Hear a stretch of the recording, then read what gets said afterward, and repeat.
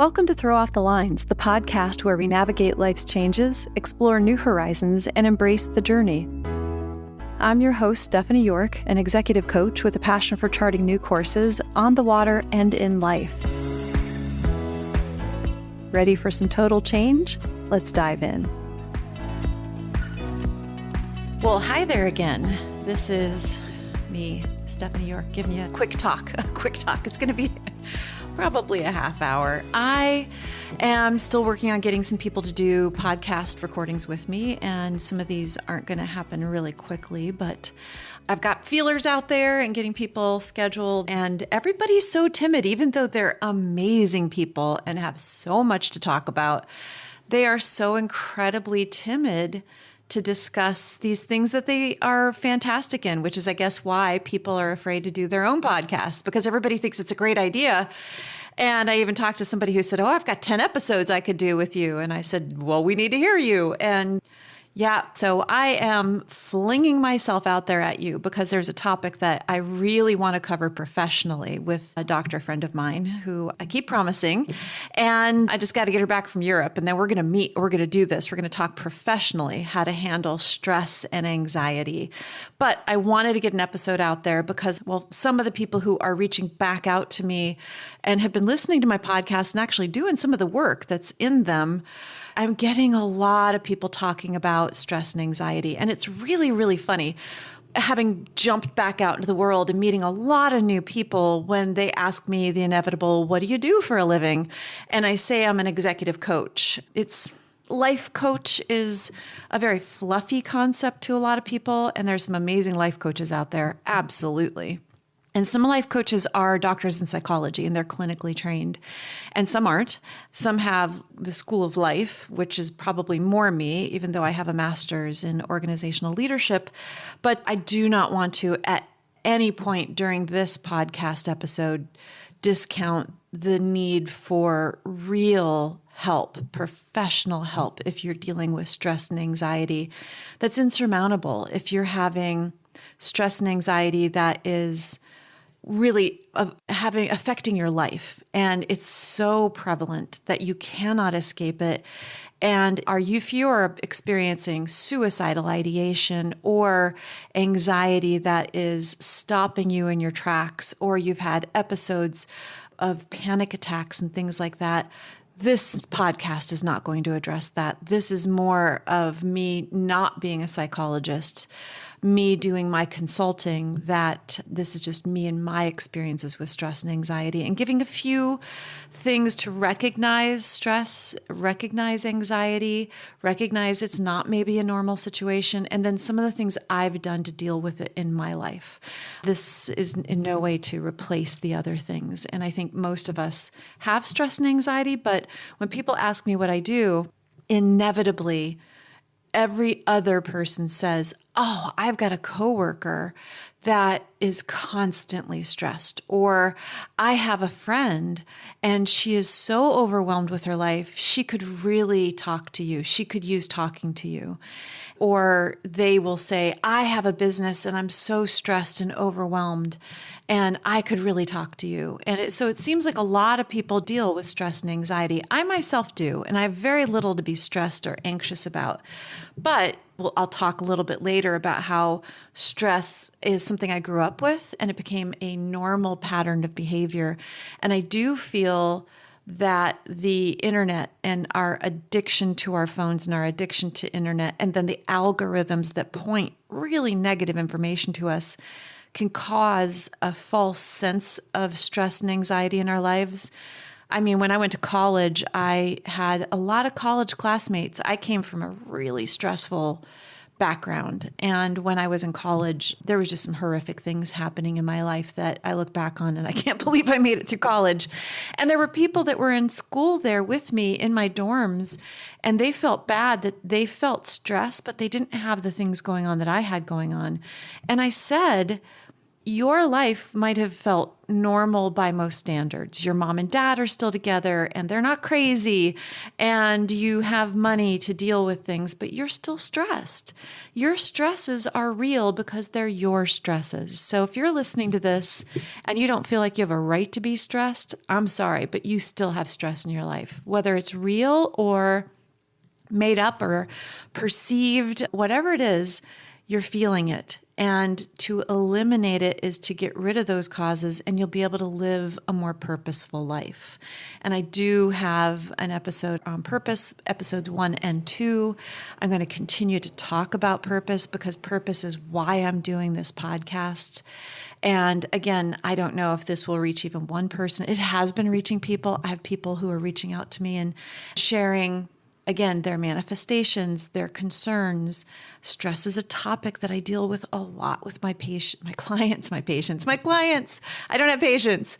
And so I want to just dive right into stress and anxiety and talk about how they're both emotional responses that can cause very similar physical and mental symptoms, but they have some key differences. So when I talk to somebody and they're really, really upset about things, again, I tell them we need to seek a professional. If I'm coaching somebody professionally and they're referred to me by a business person, I try to assess whether there is something that they need to have addressed by a professional, somebody who is more trained in therapeutic stress or anxiety intervention than I am, and I will help them find someone. I currently have a client who we're getting into therapy right now because he is overwhelmed with some things that he and I cannot do together, although we're still working on the business stuff. So anyways, stress is a physical or mental response to an external cause. So like a work deadline, or you had a fight with a spouse or a family member or a friend or a boyfriend,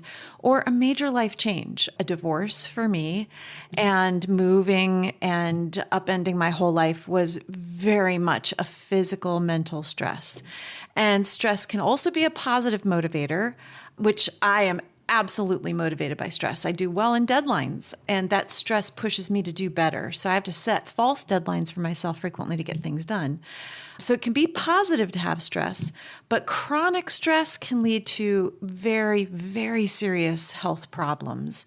So I want you to take some of the things I'm going to talk about later in this podcast and start to maybe implement some of them in your life. Some of these are repeated from other podcasts, ways we deal with stuff, but I want to jump into what anxiety is, because stress is a physical or mental response to an external cause. Anxiety is a reaction to stress. And I really want to make this clear because I hear people use the word anxiety mingled with stress. And I'm going to do an episode eventually on addiction. And I hear people who drink a lot say that they have social anxiety and that's why they drink. And the anxiety is a reaction to stress. If we look at that, do they have social stress? Are they stressed by new situations? I help them kind of learn to break down what the stressors are in situations that cause them to say they're anxious. So I know I'm getting off topic. So I'll be doing another podcast on that. Anyways, a reaction to stress that can occur even when there's no current threat. Anxiety is characterized by persistent, excessive worrying that doesn't go away. So stress is a physical or mental response to an external cause, and anxiety is a reaction to that stress. I'm stressed that I have a work deadline, so my heart is racing. The heart racing is anxiety. The work deadline is the stressor. And we want to look at some common symptoms of both stress and anxiety that get them confused. And when I get my doctor friend on here who specializes in anxiety disorders, we're going to talk about some very specific ways to discern between real stress and perceived stress, and real anxiety, and when you need to seek out clinical help. And then, ways to combat that until you can get that help.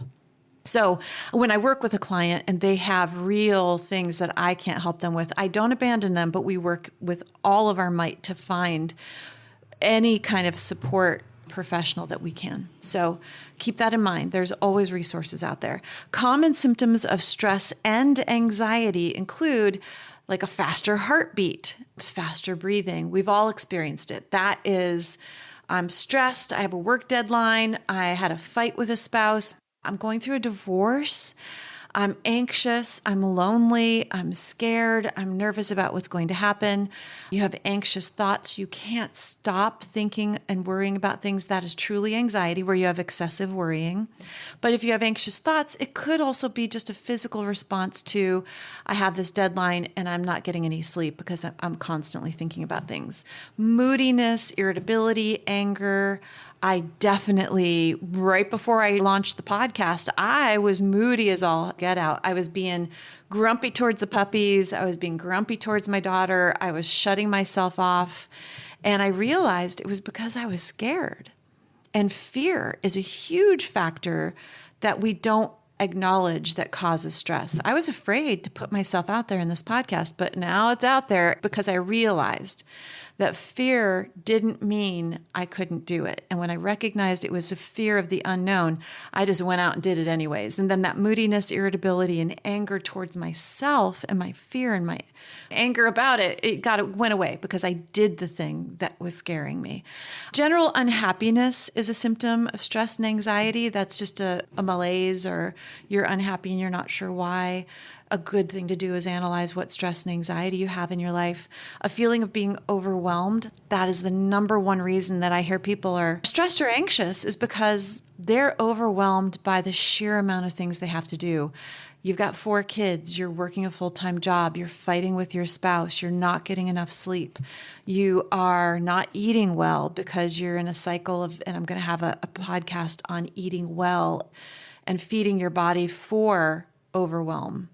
Maybe loneliness is a symptom of stress and anxiety.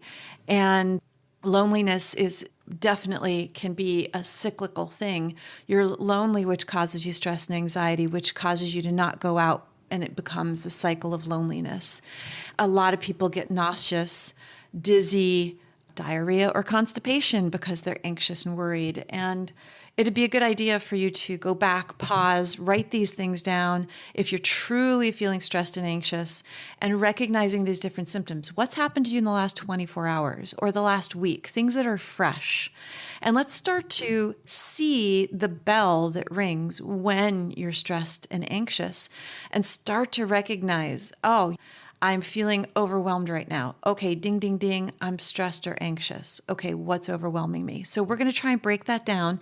And then when I have the doctor on to talk more about what some of the clinical things are that we can do and how to discern whether you're stressed as a response to an external cause or whether you're feeling true anxiety. Because if you're feeling true anxiety frequently, then it might be time to bring in a professional to help you manage it.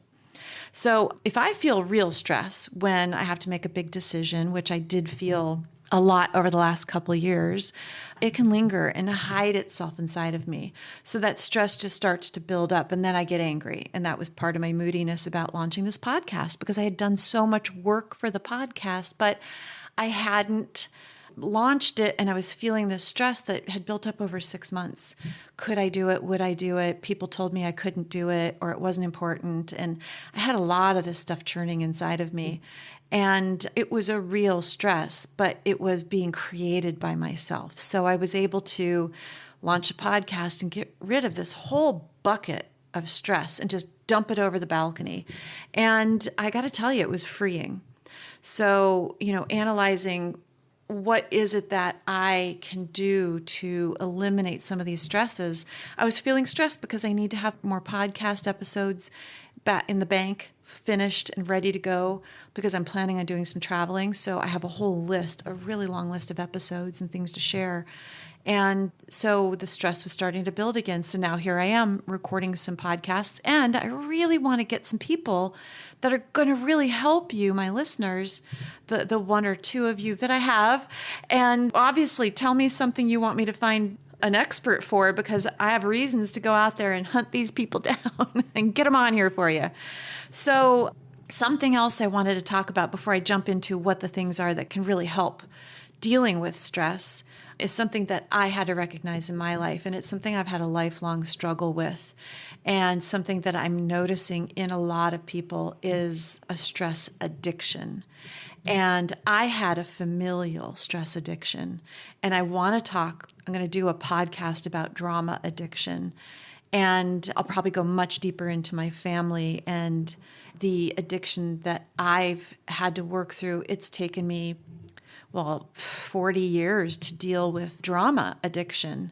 And I didn't quite have it. I had it anyways. We'll go into that in that episode. I'm not going to go into that right now. So someone with stress addiction may also find that they have no free time to pursue hobbies. So if you're feeling constantly stressed, or if you have a friend who is always coming to you with these stress stories, you might recognize that they are always stressed and that they're addicted to that stress. If you yourself are always waiting for the other shoe to drop, or you're always getting in a fight, you are going into a moment, a party, a family event, and you're expecting stress, and you are reactionary and defensive. And this is how I knew I had some stress addiction. I was not comfortable in family gatherings when I would go with friends to really happy families. I didn't know what to do with myself around happy people, which is terrible. It's a terrible way to live.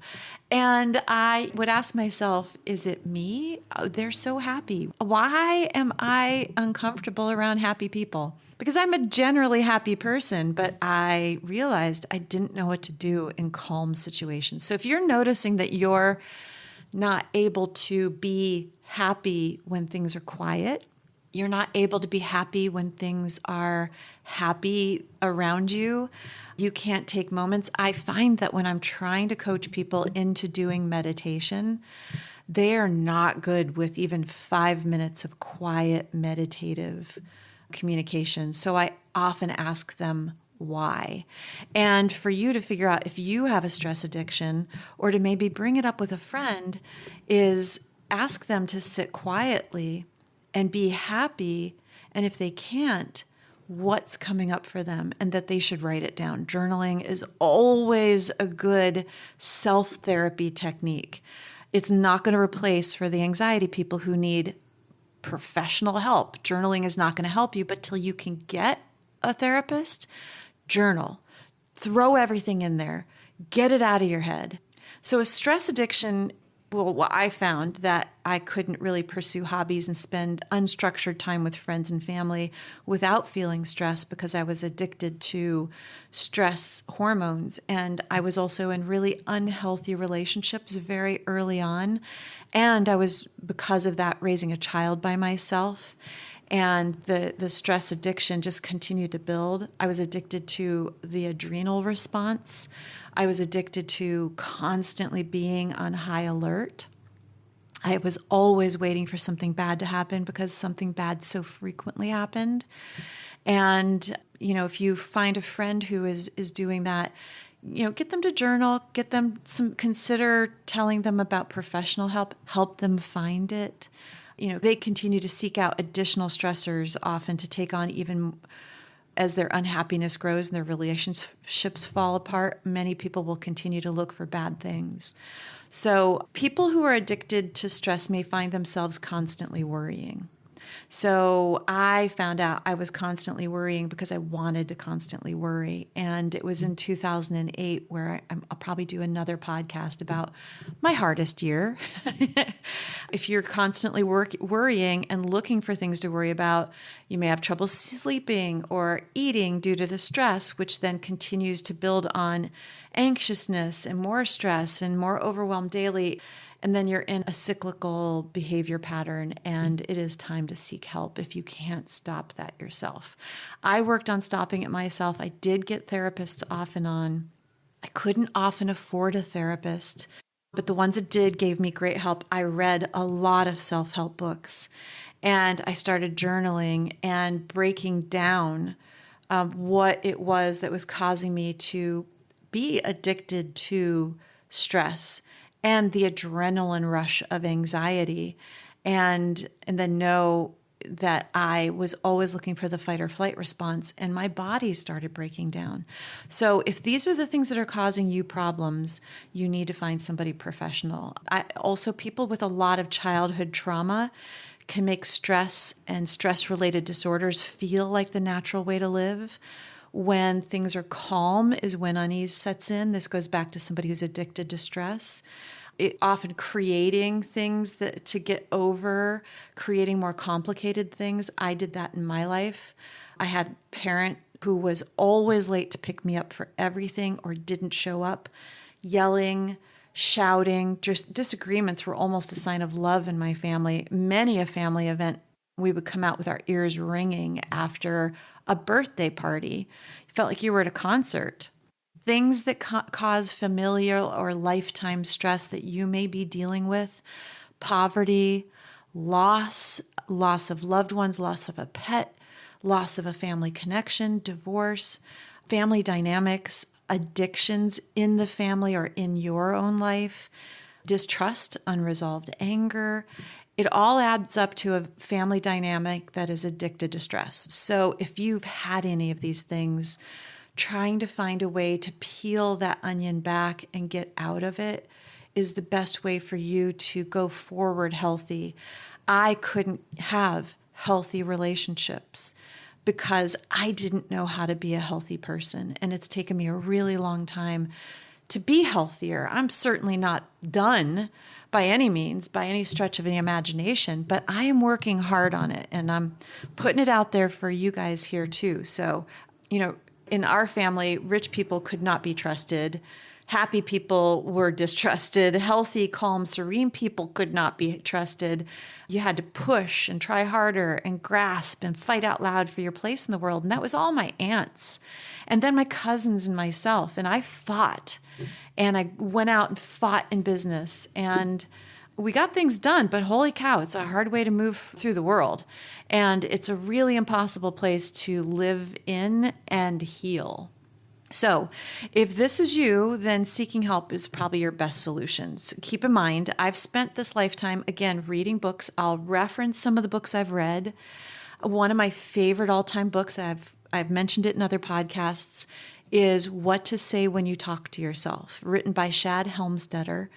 And it's one of my foundational books where you can reprogram your subconscious. It's a tiny book. It's cheap. You can buy it in used bookstores. And in that book, it teaches you how to start saying better things to yourself and reprogram the subconscious that might have come from a traumatic family. It's a simple thing to start with, but it is a foundation that you can build on. And you can change the things you say to yourself.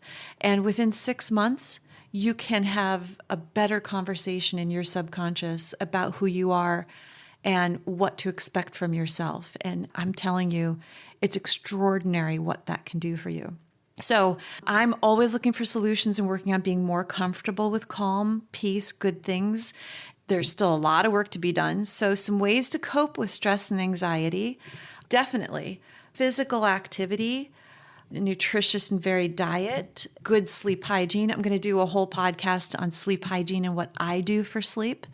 I always say if I had a superpower, it wouldn't even be to fly, which kind of is up there though. My superpower would be to sleep because, boy, it has been something I've fought with my whole life. Talk to a friend, a family member, a health professional, or a counselor. Again, I do talk to friends. I have really, really deep, good friendships that I can talk to. If you don't have those friendships, that's okay. Maybe a family member. If you don't have those family members, a health professional or a counselor. Find a forum somewhere that you feel safe, that you can share without being criticized. If you need me to help you find something, reach out to me if you're feeling this way. Send me a message on throwoffthelines.com. There are solutions out there, and I just don't want anybody to feel like I have felt in the past. It's really a horrible place to be. You can also do calm breathing exercises. There's YouTube videos on how to breathe correctly. I tell my clients in an emergency situation, 3 deep breaths, just 3. A deep breath in, feel it peak up, and a deep breath out. A deep breath in, hold it for a second, and a deep breath out. Feel the breath going into your body, feel the transition, and then breathe out. I'm going to do some meditative, not podcasts, but extras that I'm going to put on the website, and I'll probably post to the podcast as well. And then if you really are having a tough time, count backwards from 10. My mom used to do that a lot, and I was always afraid when she'd start, because that meant she was ready to blow up. Peer support, listening to free mental well-being audio guides. I know when I go through really stressful things, I log on to YouTube and I'll listen to manifestation 30-minute videos. They're not videos, they're basically recordings. I will listen to positive things. I can turn the algorithm in my YouTube channel into just sending me positive motivation things.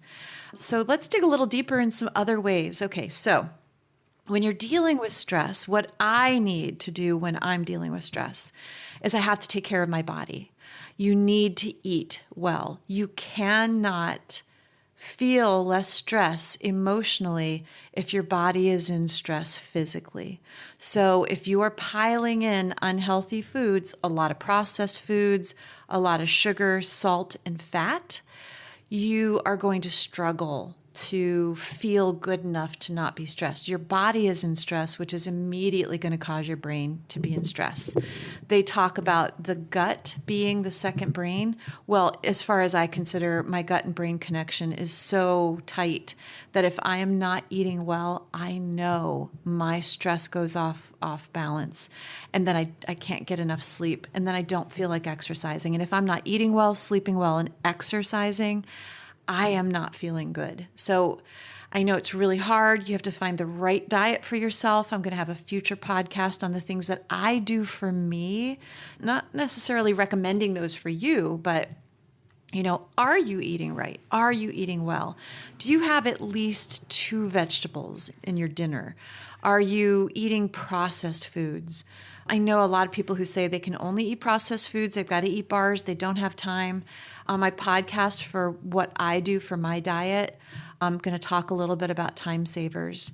But it's really important for you to delete or reduce stress. We're never going to delete it. Eating and sleeping better and exercising are critical. Taking breaks. Step away from news and social media. I know I have all of my social media now in lockdown. I give 10 minutes a day to social media, and then it shuts off on my phone. And I am not allowed to look at it. And what it does is, it doesn't keep me from doing it because I'm an adult and I can override those limits. It gives me a trigger in my head. I've made a contract promise with myself to not be on social media more than 10 minutes a day, which means I miss stuff. And I don't have FOMO of missing stuff from people. I feel bad I miss stuff from people. So sometimes if I've gotten everything done, I'll go on my computer and I'll go on social media and I'll be able to respond more to people. But I take breaks away from that. I take breaks away from the news. I don't have cable. I don't have standard news. I go out again on YouTube and I will search for what I want to know about. I'll go and say, what's going on in this area in the world? What's going on in my community? And then I'm working actively on reading more books that are not related to work, but more fiction, more thought, idea leadership books. And then I take a break away from my phone. I do keep track of how many hours I have on my phone. I was using it to count my steps. I'm not doing that anymore because I know whether I got my steps in. I know whether I'm doing the work or not. And if I want, I can go and track in a workout on my calendar and then keep track of it that way. But you need to disconnect, even for a few minutes at first, so you can sit quietly, put on some good music, practice mindfulness. That is going to be meditation. And I talk and preach about meditation all the time. There's some amazing apps out there. There's several that I use. And I've got to say, even if you can just sit quietly with a meditation app that talks to you, that mindfulness where you're shutting down outside thoughts, you're focusing on your breathing, it's exactly like the 3 deep breaths I just told you about. When I'm stressed and I'm not feeling like sitting up and doing a full meditation, I'll put in ear pods and I'll listen to a meditation while I'm lying down. I'll listen to a manifestation and I'll just absorb what's going on. Or sometimes I'll just listen to some music, checking out and being aware. Go for a walk without music in your ears.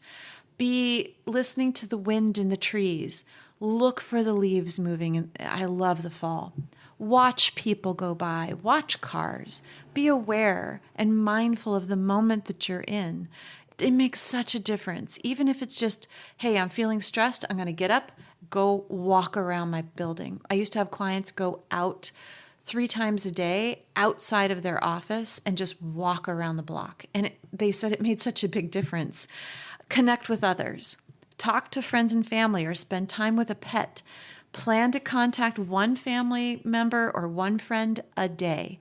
And it doesn't have to be a lot. It can be a text. It could be a meme. Reach out to others. Connection is critical. They so often say the thing they find out about people who have longevity and have lived a long time, they had community. They had connection. And I am talking to so many people that don't have friends and don't have connection any longer. And COVID separated a lot of people, and a lot of our connections are very superficial. So connect with others, control your environment, reduce loud noises, avoid hot button topics. Don't watch these murder TV shows. Don't watch scary movies. I had an emergency hysterectomy in 2015, and it was the weirdest thing. After I came back, it was the first surgery I had, and my body went through a lot. It was very traumatic. I couldn't take loud noises. I couldn't take aggressive movies or commercials. I couldn't even handle a sitcom if they had a funny argument in the middle of the sitcom episode. I couldn't handle a conflict of any kind. I don't know why. I had an anxiety reaction to these things, and it made me realize that I had to soften things up. I had to heal. And if you're dealing with stress all the time and overwhelm and anxiety, finding a way to calm your nervous system, watch a comedian. If that's too much, find a Hallmark Channel show. I know people who are addicted to Hallmark movies, and that's okay. If that's your happy place, go there. Listen to some upbeat music. Just find a place where it's a calm, happy, controlled environment and be there frequently. Change your schedule. Analyze your responsibilities in your to-do list and drop tasks that aren't necessary. I coach my clients on getting more balance back in their life because oftentimes when they work with me, they get much more productive. They get more business, which then escalates problems. We have a new batch of problems when you have more business to do. And I tell you, my people will quadruple their production, quadruple their income, which is the whole goal. But then they think that they have to work 60 to 70 hours to achieve that. And they find working with me and themselves that they will get home on time and have dinner with their family. They check out on weekends. They are doing more with the hours they have so that they have that balance in their life. So because we can get addicted to drama and we're in fight or flight response, we don't know how to check out. We sit in front of our computer and we look for problems instead of scheduling time to do our deep breathing, scheduling time to journal, writing down, is this a real problem? I also have a 3-problem rule I give all of my clients. Look at something that's on your desk. Is this my problem? If it's not my problem, I am not going to worry about it. If it's not mine to do anything with, I'm going to give it to somebody else. Give it to the person whose problem it is. Let it go. If it is my problem, can I do anything about it right now in 2 minutes? Can I handle this problem?